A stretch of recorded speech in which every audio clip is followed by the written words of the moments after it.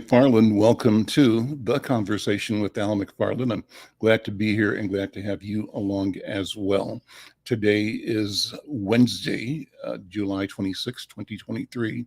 And as always, I want you to be expecting a robust conversation. A topic today, one that's dear to my heart.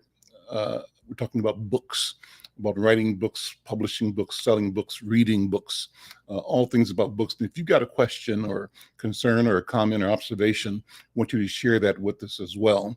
Who's going to be here in just a few minutes? Wyatt O'Brian Evans. He's a brilliant author behind a transformative novel called Shattered. Nothing Can Tear Us Apart. My friend Savannah Bentley-Pittman, who's a visionary leader who is spearheading the Minnesota Black Authors Expo and author of Savannah's Inheritance. Also with us, Anthony Walsh, who's a skilled wordsmith who beautifully captures the universal love for hockey in his acclaimed work, Hockey is for Everybody. And of course, Inside News book editor, author W. Foster Graham. As I said, a robust conversation. You're going to enjoy it. And I want to invite you to get your questions, your thoughts, your comments, your observations ready and submit those in the comment section. Shout us out what you've been reading lately too, and what you'd recommend to other people to pick up because it's capturing your imagination, your interest, and your time. Well, before we do that, two things. One, I want to again, thank you for watching, for connecting, for engaging with the conversation with Al McFarlane. And I want to invite you to take the extra step and be a subscriber. Go to YouTube Insight News MN and click the subscribe button, click the like button, share, and tell having this conversation right now, and we have it every day, and we want all of them to join us in membership or subscribership in the conversation. Just so you know, we stream live on YouTube, Inside News MN channel. We stream live to the Black Press of America, YouTube Black Press USA. We're streaming live to Facebook, both at Inside News and Black Press USA, and also on my personal page, Al McFarlane. We're streaming to Twitter and growing, but we want you and let us know that you're connecting with us and that you enjoy the program. Give us suggestions, ideas of what we ought to be talking about, what you're talking about. We think that what you feel, what you think, what you know is critically important, and we want to elevate that. That's what this is all about, us elevating our idea of what the world is and what it is that we and for humanity, for the planet. Well, I also want to tell you that that you can join the Conversation with Al McFarlane live stream show every day by texting TCWAM. It's the Conversation with Al McFarlane to 92956 upcoming live streams and announcements. That's TCWAM to 929-566-6470. Finally, we want to remind you to be aware of COVID, to pay attention to COVID protocols, and to do what our friends over at the health department ask us all to do, and that's past. COVID still exists, and we are all better if we are intentional in being safe, being respectful of each other and our own lives, our own bodies. So check out things going on around the community, around the state, around the country that have to do with keeping you safe from COVID-19 and other health challenges. Well, I'm going to start with a couple of what I call hot topics. One of them is about Ron, quote unquote, de-racist. The article says Ron, de-racist, will never be elected POTUS, or POTUS. And it's an article by our columnist, Chuck Hobbs, that we published on our website, and you'll see this story. I'm just going to share a couple of thoughts, and maybe over the course of the hour, if my guests want to, we can respond to or reflect on the ideas presented by Brother Chuck Hobbs in his commentary on Ron DeSantis. He says Florida Governor Ron DeSantis will never become president of the United States, no matter how many reboots, rebrands, mulligans, or do-overs that he and his floundering campaign announced over the next few months in the public square. Now, I could end today's blog right now by saying that DeSantis won't win because he's an unlikable, whiny, petulant, petty little man. But someone could counter that Donald Trump won the presidential race over Hillary Clinton in 2016, tributes to him.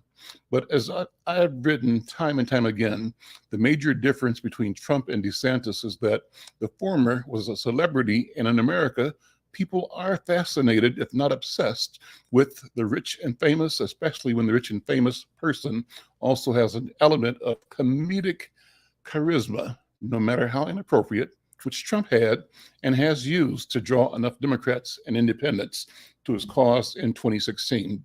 DeSantis, on the contrary, may share 99.9% of Trump's political views, but he broods and easily comes off as the guy who was never all that tough at any point in his life. But now that he has an armed security detail, he pops off at media members, corporate honchos, or tax-paying citizens who oppose his vision of what Florida and ostensibly America should be in this modern era.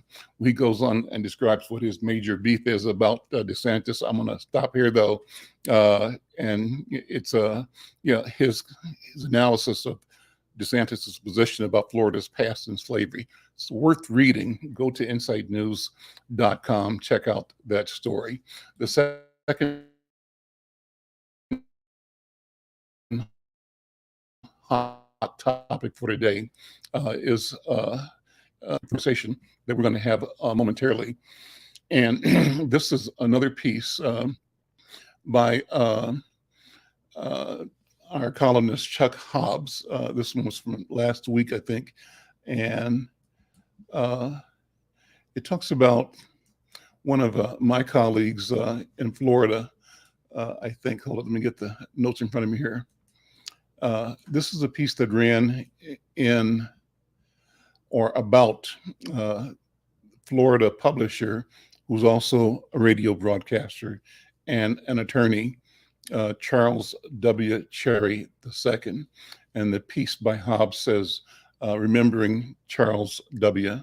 Chuck Cherry II, Esquire. And, Cherry was a cool dude, good man, a good brother. Hobbs writes, this past weekend, I lost a mentor and a good friend upon the transition of attorney Chuck Cherry II, a perspicacious brother who died just weeks shy of his 67th birthday. That's interesting there because I remember and have Charles in my mind kind of as the 40-year-old when I met him. And his energy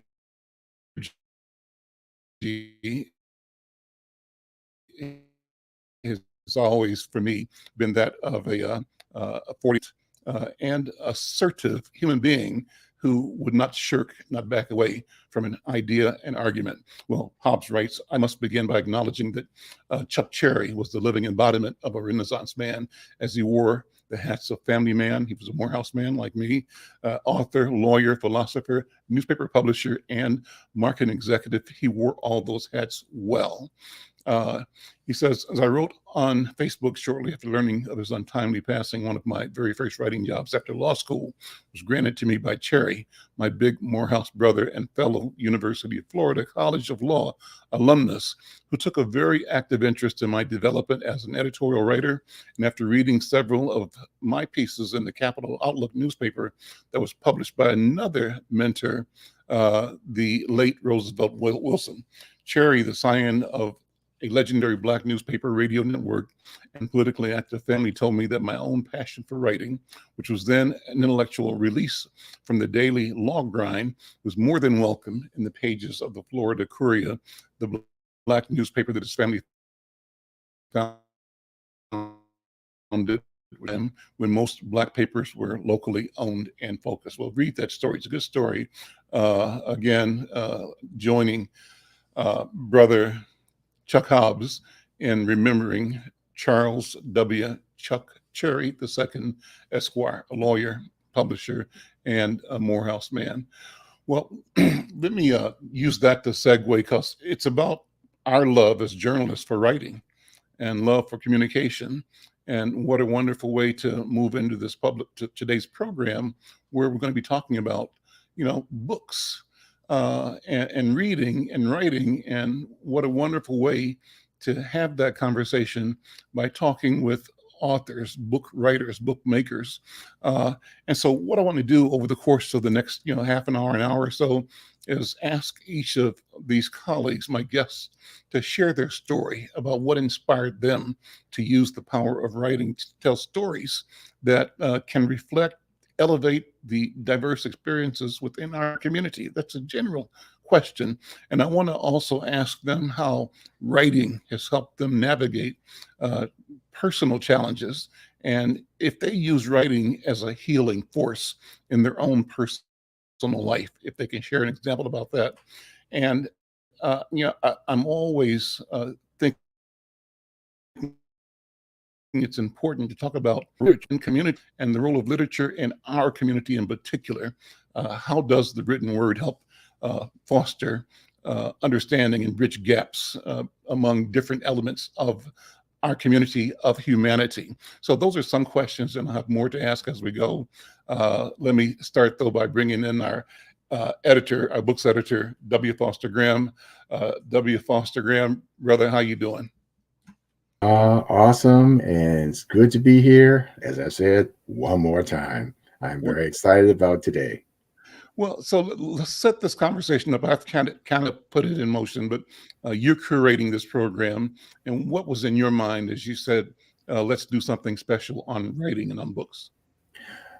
Man, good question. Well, for me, putting together this program is connected with when my column. My column's entitled "Sharing Our Stories."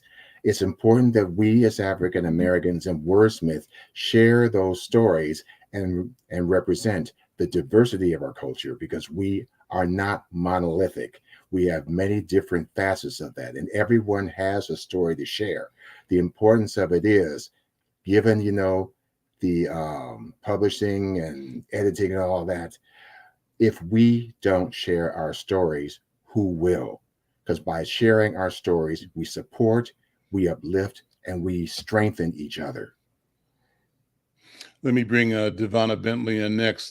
Sister, how you doing? Good to see you as always. I'm good. Good to see you. I'm glad to be here. Well, let's go ahead and just build on what Brother WD and I were talking about. For you as an entrepreneur, as a book maker, a book builder, organizer in the business of generating literature, uh, you know, why is this conversation important? What does reading mean for our people? I think it's important because in our communities, we don't see ourselves enough in literature.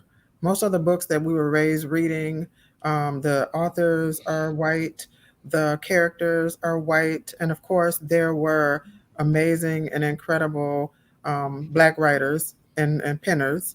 But to see people that we know embrace their literary skills and put words to a paper and create pictures on a book that are Black and brown is so necessary in our communities. And it's so necessary for our children to see that as well. What's happening in the book publishing world? I happen to go over to the Cara Fest down on the river, the Caribbean Festival every year, and I was walking. I was there before the thing opened up early in the morning during my bicycle ride, and was walking through the setup, and I saw a table and a brother and a sister setting up books, right? And I kind of walked towards it, and I looked at the brother, and he looked familiar, but I hadn't seen him in years. I wasn't sure that I knew him. But then I looked at the table, and I saw the titles, and the titles told me who he was. He had the most phenomenal collection of Black consciousness literature. Wow. All the great writers, the great thinkers, Ivan Van Sertima, Theophile Obenga, Carruthers, you name it. And so I said, I can, I looked at the books and looked at him. I said, Otieno, it's you, man. He used to own a Black bookstore, brick and mortar store. He was Wow. like one of the few out there way back when. But he's been doing pop-ups, I guess, and doing fairs and festivals. Do you know him at all, by any chance? I don't know. Maybe if I see him in person, but you might, yeah. Well, I was so glad to see him. And the titles showed me how much stuff we are producing and how expansive our production is in literature, in books and essays. You are publishing. What's happening? Is there a movement that's growing in book writing, book publishing, and book buying in and among our people? Yeah, so I used to have a publishing company, The Haven Publishing, and I created my publishing company so Black writers can have the opportunity and the space to be comfortable to write a book and to get their books published and executed through the publishing channels, which many people were not familiar how to do. As we know, there's freedom and liberation in writing. But there's still, and I think that, we, of course, have expanded. And so a lot more people are embracing the opportunities to write. But I think there's still room for us to create spaces and the freedom for those who are considering writing a book. We still don't have enough publishing companies. And in this arena of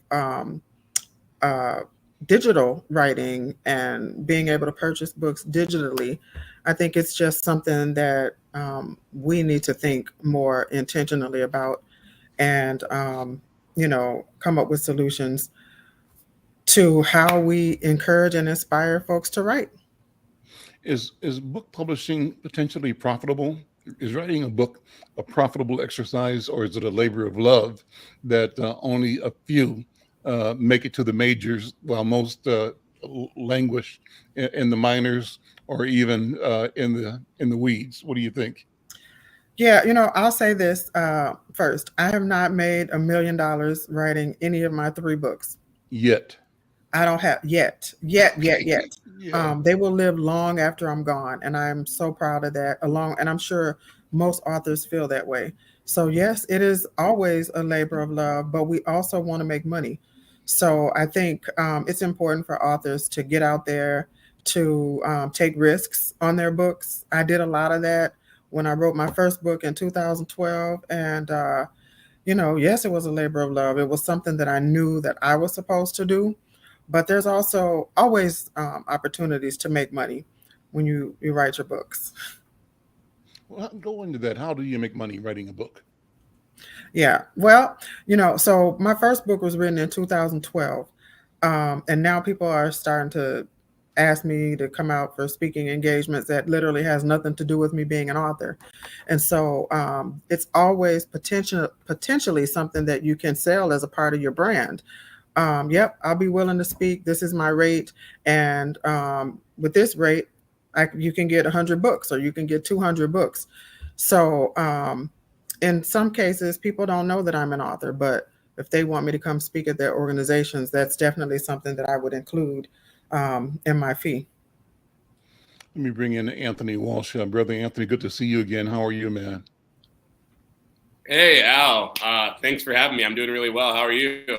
I'm doing good. Take a minute to talk about your book, Hockey is for Everybody. And let's jump in on the question about how do we promote and elevate the whole arena of book knowledge, book exposure, book utilization, book collection in our community. Yeah, absolutely. So my book, Hockey is for Everybody, was kind of based around the idea that We need to think of ourselves as more alike than we are different. And I myself was a Minnesotan. I grew up here. I played hockey. And when a lot of the civil unrest happened, I saw myself being the person I needed when I was younger and the change that I wanted to see. That was through grassroots leadership, finding a way to connect people. And I thought, what better way in Minnesota than hockey?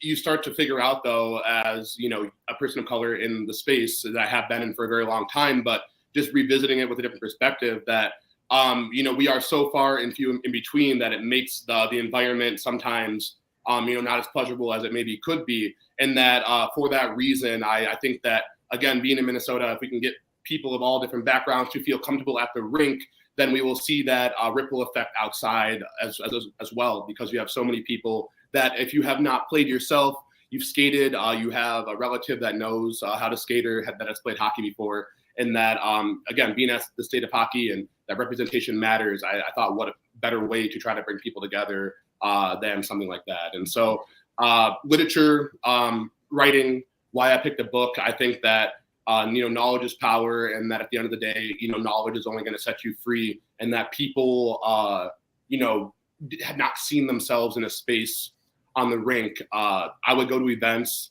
Black Author Expo events, actually. So shout out to Ms. Bentley-Pittman as well. But just that people would come, and I would talk to young mothers and their children, and they would say, "Oh, you're the first hockey player I've ever met." And that's a very interesting thing for myself, growing up in the community I grew up in, where the majority of the people you can throw a puck out the window and hit a hockey player. And so at the end of the day, I know that we're doing something special. I'm a part of a few different groups. One of them is Mosaic Hockey Collective. And we are around the Twin Cities. And really what we're trying to do is get people excited about the game of hockey, see the culture change, and, get more people a part of it, and see the demographics of the country represented in our sport that we love so much.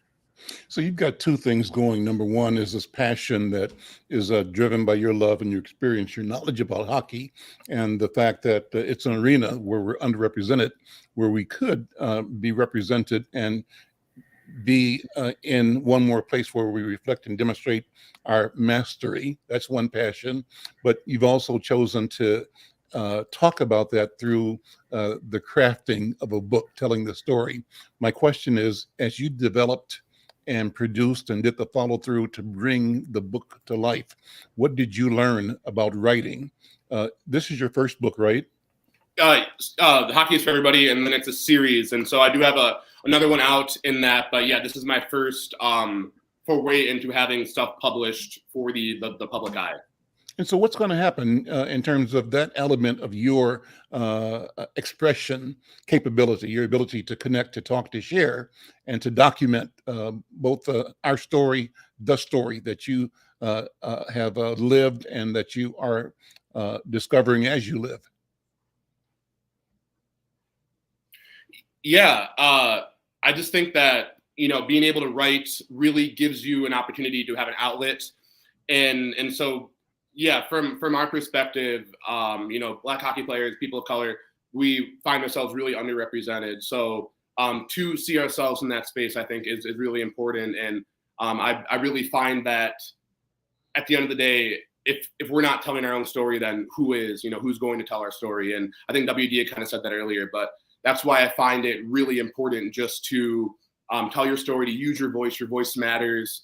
And that for too long, we found ourselves kind of written out of the history books. We saw that, right, with Ron DeSantis and what they're doing in Florida, trying to rewrite history, rewrite Black history, things like slavery was beneficial, right, all that kind of stuff. And so if we're not telling our story and, speaking our truth, then that is how it gets entangled in misdeeds, lies, distrust, all that kind of stuff, and we allow other people to tell our narrative. So it's really important that we do that ourselves.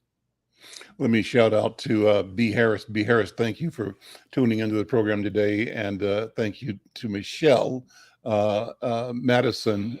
Thank you for always being on board, and again, thanks to Oren G. Swack Sports the Orin G Swag Sports for checking in from New Orleans. Thank you so much. And drop a question, drop a comment, an observation in the chat as well. Now, let's bring in our other guests today, and we'll have our circle complete. Is Brother Wyatt O'Brian Evans still in the green room? And if he's not, let's just keep talking. When he's there, bring him on. WD, as we're talking, what thoughts, what questions do you have of the authors? What observations do you want to make about the topics? Well, when it comes to topics, I probably have a question. The question I would ask for Anthony and for Devonna is one about how we as writers can transform. So my question would be, what is a story or a moment that you witnessed firsthand about the transformative impact that a writer has? It can be on a person or a community. Now, I'll start out, first of all. One of them for me was I was in Luther College back in 1974 as one of the Black students there. We were the Black students on this white campus, but the person that came to speak to us was Alex Haley. And Alex Haley at that time had just been completed his work on roots. Now, we had never been, exposed to that because, oftentimes his speech tells us that, yes, we do know our history. We aren't cut off. Yeah, if you're digging and you do the work, you'll find that connection, just like he did, that connects us from here to the continent. And that affected us. And then when his book came out, I was one of the first people up there. Hey, here's my money. Let me read this book. And now it was a lengthy book, but hey, when I read it, I couldn't put it down. I took it everywhere with me. So I pose this question both to Anthony and to Devonna, a moment of transformation that you witnessed. Well, I'll jump in. Gosh, for me, writing, it changed my life in so many ways. I can't even express how many ways writing has helped me to evolve into the woman that I was supposed to be. It gave me confidence. I really am an introvert at heart, and you know that if you know me. But writing was the outlet that I needed to receive healing through just some of the abuse that I experienced as a young child. So I just got this amazing amount of healing and restoration in my life. Once I wrote my book, it began to open up so many doors for me, which actually turned out to be something that we needed, not only as a community, but as a people in Minnesota. Founding the Minnesota Black Authors Expo, that to me was an incredible need for our community. It was something that we didn't have in this way. I know people have hosted author events, but the Minnesota Black Authors Expo has had staying power, and we were created so Black authors could have a space to subsidize their income by selling their books. So for us, creating this space for collective economics, where we bring authors into a space and people can shop with our people, and educators can buy books for their students. So I am transformed whenever I walk into a space hosted by the Minnesota Black Authors Expo that has absolutely nothing to do with me. Usually I get a date and they say, hey, we're hosting this event. Are you available? And if I'm available, I go. And so that to me is transformational, because I don't need to be in the space. I don't need to plan anything hosted by the expo for it to thrive and live. And so that to me is incredible. And that all happened because I listened to my heart and wrote a book, and then felt that there was a need in our community. And it lives, and it is for community. Yeah. Wow. I feel very similar. Before Anthony answers, before you do Anthony, before you start let me ask Savannah to sit in that time you mentioned your first book.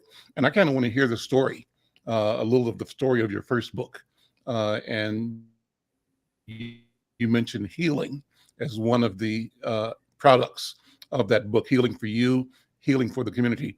Would you take a minute and walk us through what that book was, why you wrote it, what you said in it, and how you discovered it to be a tool for personal and community healing? Yeah, so my first book, My Pretty and Its Ugly Truth, was written in 2012. And, I had, from people always ask, like, is it hard to write a book? For me, it wasn't hard. And I don't think for a lot of people, when you write a memoir or you tell your story, it isn't hard. The hardest part is getting started. And so I had written my book probably 5 to 8 years before I really sat down and expounded on everything. I wrote about my life, and how can you write a memoir at 35 years old is what people were asking. I had gone through a lot by the time I turned 35. My book is about sexual abuse, incest, growing up in poverty, and overcoming sexual abuse. And so having that conversation in our community, we know that it's a difficult topic to broach. It was a difficult topic for me to have, and then have to deal with my family, my grandmother, who was in great denial about the things that had happened. But I knew that I had to write that book. I knew that I had a great responsibility to so many other youth, so many other young girls. So the book allowed me to start having conversations and to really dig into a topic, the elephant in the room, and to openly have those conversations with people who are reading my books. And I know that my purpose is still being served. Someone called me not even a year ago to say, hey, I just read your book, and I experienced something very similar, and I never told my mom. And I feel like after I read your book, I have the healing I need, and I can have that conversation with my mother. So, yeah. Okay, well, thank you for sharing that, and that's a powerful testimony today still. Brother Anthony, go ahead and weigh in on the question. And I'm sorry for interrupting you earlier, but I wanted to spend time with Savannah on that question of healing. But go ahead, Brother Anthony. Yeah. So I think with where, what writing has meant to me, I think WD had kind of asked about, the journey, when did that happen for you? For myself, I've always read when I was younger. I read books about animals, like stuff like that. But, and I did, read mystery novels, etc. I ended up, being more of an athlete, and that they couldn't do both at all, but just I was more immersed in my sport, all that kind of stuff, and got a little bit away from reading. And then when I ended up in undergrad, that's really where it took off again. And I had studied abroad in Santiago, Chile, and the plane ride is 15 plus hours, and so there's not really much to do other than read. And I'd already been conditioned in the practice of that in my freshman classes that I've been taking, and English history, all that kind of stuff. And so books I already enjoyed, topics I already enjoyed. But when it came down to I read multiple books on that airplane, read multiple books when I was in Santiago studying there, read multiple books on the way back, and have since really tried to maintain that. I am I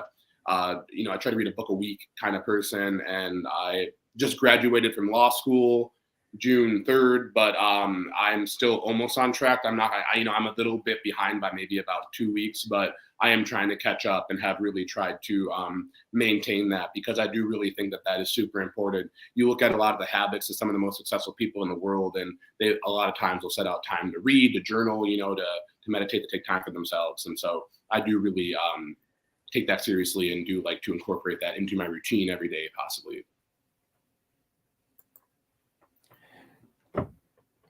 Well, I'd also like to ask a question here, because, well, for one, as an author myself, I was looking at, when I was writing it, the words of Toni Morrison.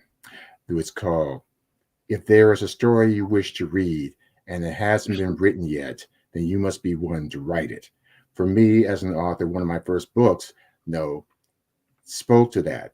And so how do you navigate that responsibility of showing like characters that usually have not been shown or marginalized? And how do you express inclusivity in your books? In my case, it was because I didn't see characters look like me, and I didn't see Black LGBT characters at all. So, like Toni Morrison, I wrote the book I Wish to Read, and that was my first book, Mark My Words. So I like to pose the question to Wyatt and Devonna and Anthony. If Wyatt's back, we'd like to start with you. Well, you know what? I feel like I have gone through a journey trying to get into the green room. Well, first of all, thank you, Al and WD, for having me back. I have to say this very quickly. I laughed when Al was talking about the races. We call them the Satan. But anyway, now getting to the question. When I wrote the Nothing Can Tear Us Apart series of novels, Shattered is my new novel, I wanted to show a 3D realistic portrait of two Black ethnic gay men who were in a monogamous relationship and trying to make it work. I made these people upwardly mobile and very wealthy. And first of all, you don't see many images of Black LGBTQ folks in literature, and you definitely don't see upwardly mobile, wealthy, sophisticated, powerful Black LGBTQ people, particularly Black gay men. So I wanted it to be something that we hadn't seen before, that was 3D, that was realistic, that was authentic, So it is really, really important to show marginalized communities, and it's also important to show them living well, because that's the reality of it all. Thank you, Wyatt. Giovanna?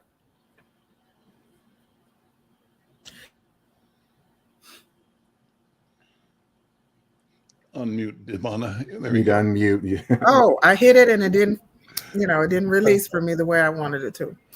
But, it was a question that I hadn't thought about. So thank you for the question, WD.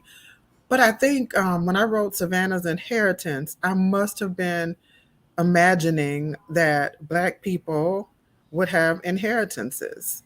And in the book, Savannah is left an inheritance. And it made me think about the Open Road Foundation, where many people are going to be applying to get $50,000 to build wealth in their families. And, we know that we often don't have the opportunity to build wealth because of the barriers that are put in place by these systems, these racist systems that were never created for us to build wealth. And so in Savannah's Inheritance, Savannah is very successful. And her grandmother has left her a lot of money, and she's walking through life, making good decisions and good choices about her money. And so that for me was really, really fun to write, because it actually is in total contrast to how I was born and raised. I wasn't left an inheritance, was born and raised in the poorest suburb of America, and, had to claw my way up. So very, very, very good question. And I think that as we write books and as authors, these are some things that we should definitely consider, creating those characters that we wish we could have been, and just really bringing life to what we want our world and our characters to be. Thank you, Giovanna. Anthony? So I had heard a quote, and it said, "Be the person that you needed when you were younger." And I just thought that was really powerful. And so that really is kind of, I mentioned earlier, really why I had written my book.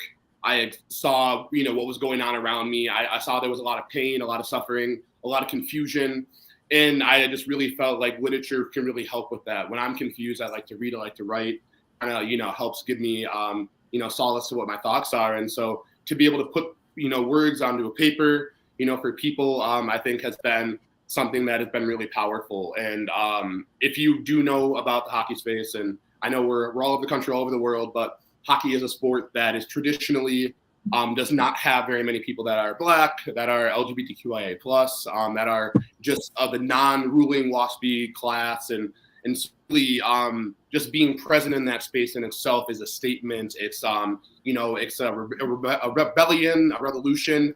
And so I really want kids, adults to realize that, to see that. We really know that, sports bring people together, and that a lot of times when you're, in difficult situations and it's a common goal that you're trying to achieve, and you're looking at the people next to you, right? It doesn't matter who they are. So let's try to, embody that kind of chemistry, that kind of, sociological charisma that we have outside of sports, right? Why does it have to be only sports that kind of stuff happens? And so I do think that is what my book's about. That's what a lot of children's books are about, is really getting people a chance to find their inner child, right? Like find the chance to try and go back to when they were younger and remember what it was like to really dream before, a lot of our expectations were crushed. And so I think ultimately, right, what a book like that does is, brings people back to, hey, wait a minute.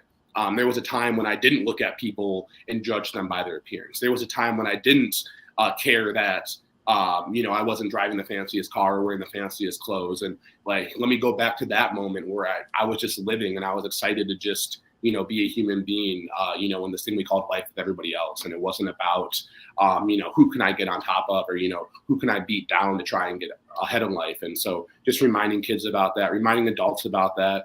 And, that's why I wrote my book, and I have my character like Anthony as the main character, because too often, if you do read children's books, you do read, books by a lot of these authors, Black men, Black boys in particular are not often the main character.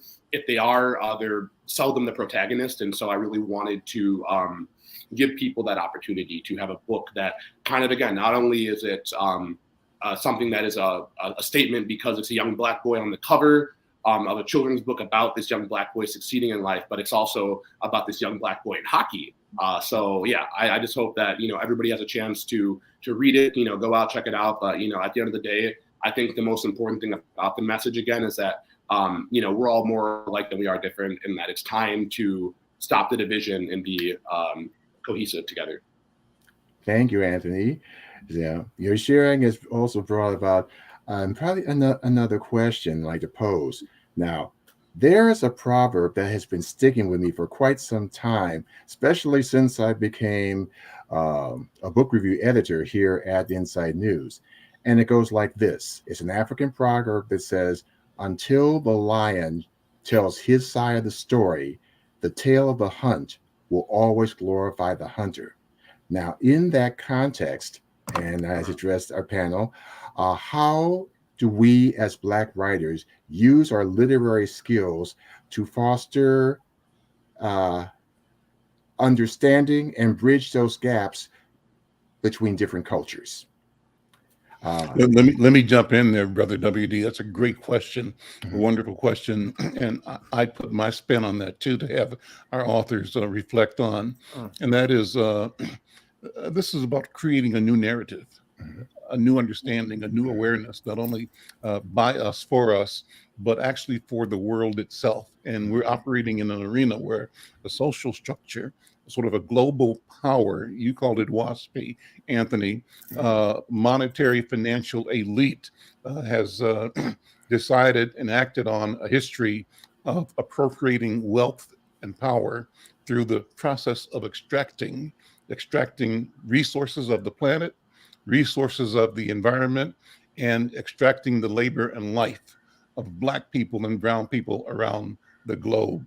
So the question is, and that system has created a powerful description, a sexy description of itself that makes and invites people to buy in and to figure out where they can fit in. On the other hand, the Anthony Walshes and Wyatt O'Briens, the Devonna Bentleys and W.D. Foster Grahams are crafting new and different narratives, different stories that free us from being beholden to the allure and the power of our own being under subjection, I guess is the right word, under the control. So where I'm going with this is, as you all create new narratives, tell new stories, in your own mind, what are you doing? How does what you do lead us to freedom? Create a different story, a picture in which our people discover that we are the winner. So that's a lot to throw in there. Whoever wants to deal with it, go ahead. I'll deal with that. This is a very intriguing question, Al. I think I know that my responsibility as an African American gay author is to try to show, Black folks are not monolithic. So we have to show different characters, different perspectives, different motivations. So that's what I try to do in anything I write, particularly in my Nothing Can Tear Us Apart series. We have to show African Americans, people of color, of different sexual orientations, different ways. We've got to show, different slices of life within those communities, because again, we're not monolithic. And that's freedom there, showing the different aspects and different, persons within the community. Devonna, what you think?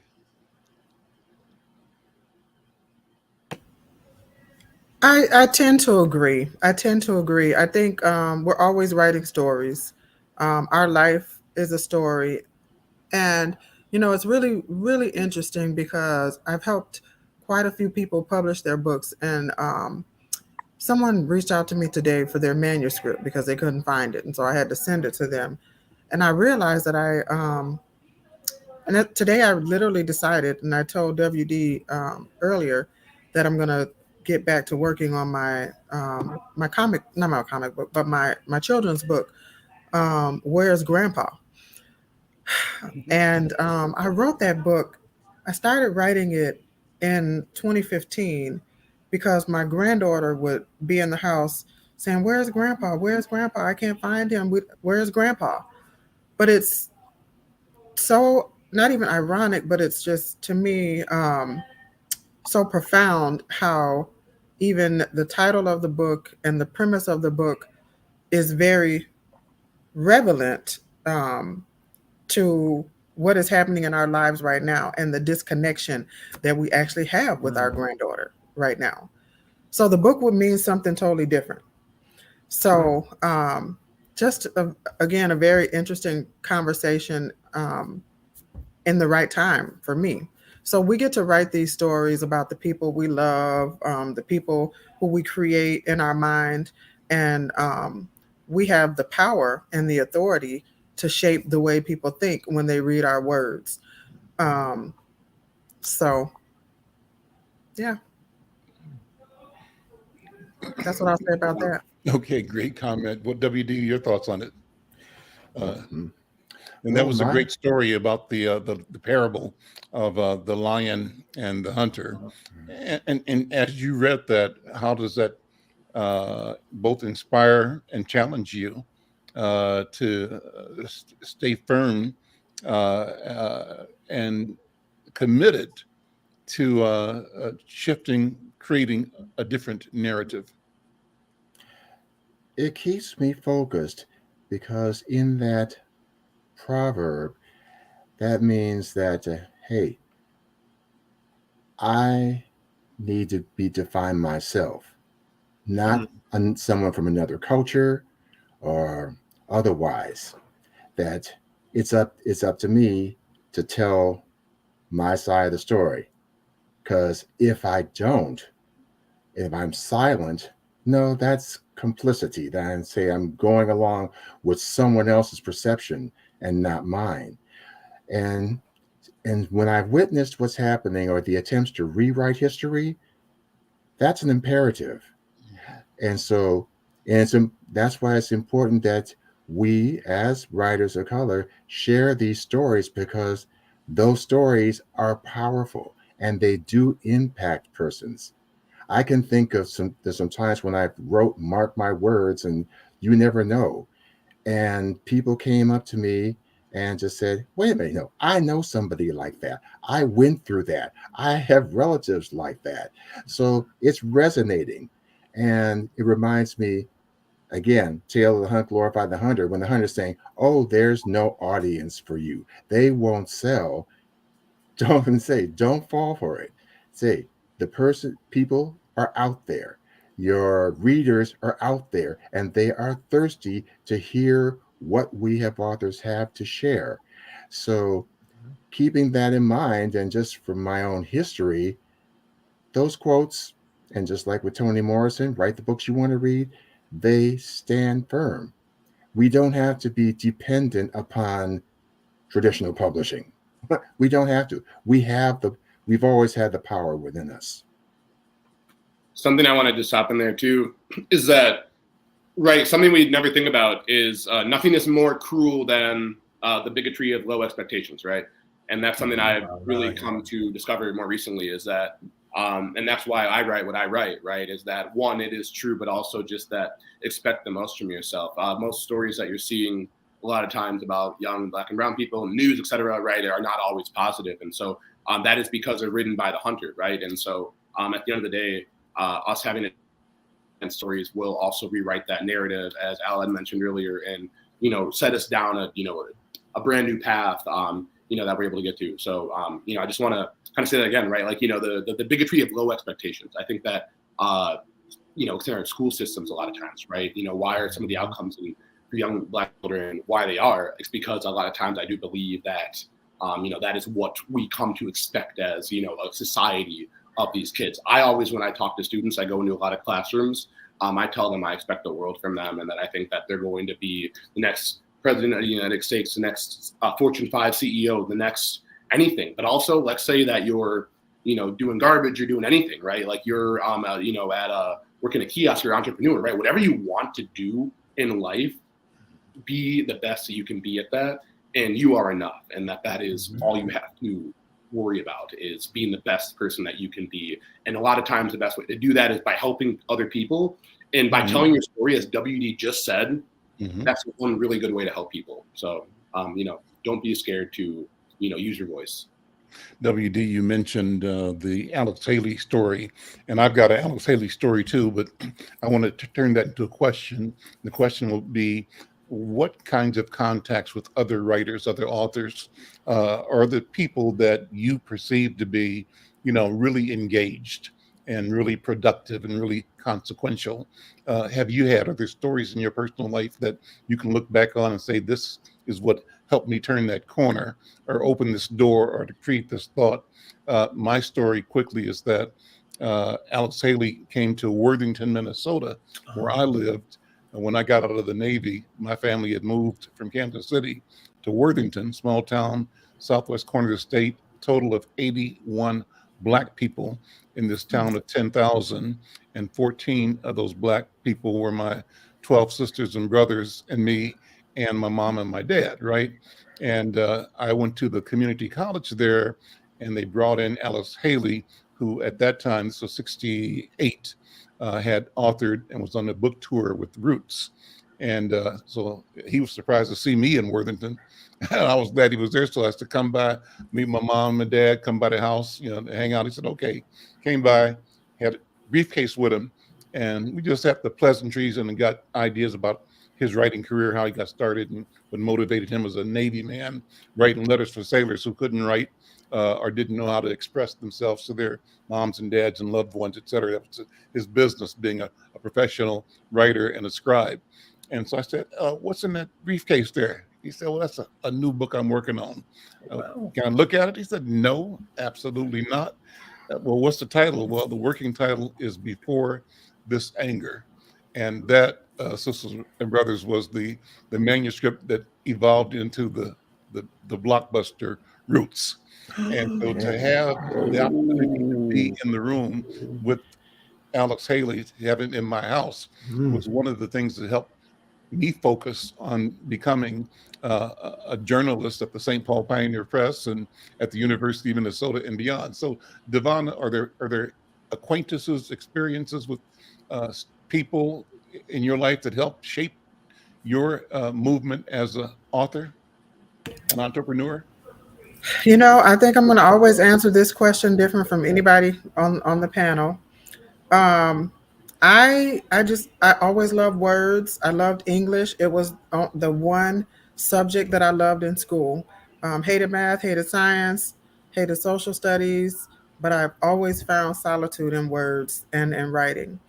And my grandfather was very instrumental in my life. My grandparents, my grandfather and my grandmother. I wasn't raised with my father, but my grandfather couldn't read, so we used to read to him. And he was a very religious man, so we read the Bible to him. So for me, I guess I would have to say my grandfather. He always encouraged us to read and to get our education. I had never personally met an author before I wrote my book. So yeah, just the school of hard knocks, I guess. Well, that's a good reading story. Anthony, how about you? And Wyatt, how about you? Anthony, you want to go first? Yeah, I'll jump in. So yeah, my dad is a writer, and my mom is an editor, and so and they did not do any the kind of stuff with my book, but just that being in a household with people that do that every day really helped. With the free flowing idea of trying to I'd always watched how books, stories have come together, and so that was really a nice way to do that. I think a lot of my college professors. As well, my high school history teacher, Diane Daniels, I had always, kind of Savannah was saying, that was my favorite class was history. So I'd always go there and do that. Tammy Carmichael was one of my college professors, did a lot. Eric Buren and Cheryl Kingsbury, definitely a lot. So my parents and those people, I think my coaches, mentors, right? There's people that gave me the kind of courage to believe in myself when society maybe always wasn't telling me to, and picking me back up when I would fall, right? Because we all do. And so those are the people. Wyatt, we got 30 seconds. Wyatt, give me your quick story. Two things for me. I've always been a writer. When I was a kid, I wrote poetry, created comic books, short stories. Then as an adult, I met Essex Hemphill, and he became a friend of mine, and he is the iconic Black LGBTQ plus screenwriter, poet, author, and he opened the doors for so many gay authors. So those two, me just having the inherent thing of writing and also meeting Mr. Essex Hemphill, those two things. Awesome. Well, listen, we're out of time. WD, once again, thank you for curating a wonderful conversation, and thank you for the work that you're doing here at Insight News and the community. And as an author, thank you, Devonna Bentley. Thank you, Anthony Walsh, and thank you, Wyatt O'Brian Evans. You guys inspire me, and I think inspire the planet. Keep up the good work. I want to finally invite you all to pay attention like I do with our friends over at the Department of Health. Pay attention to making sure that we follow the protocols, that we are mindful, do things that keep us safe, wash hands, keep distance where appropriate, and let's just pay attention and stay safe. All right. With that, invite you to join us tomorrow for the next edition of The Conversation with Al McFarlane. I'm your host, Al McFarlane. We'll see you. Take care.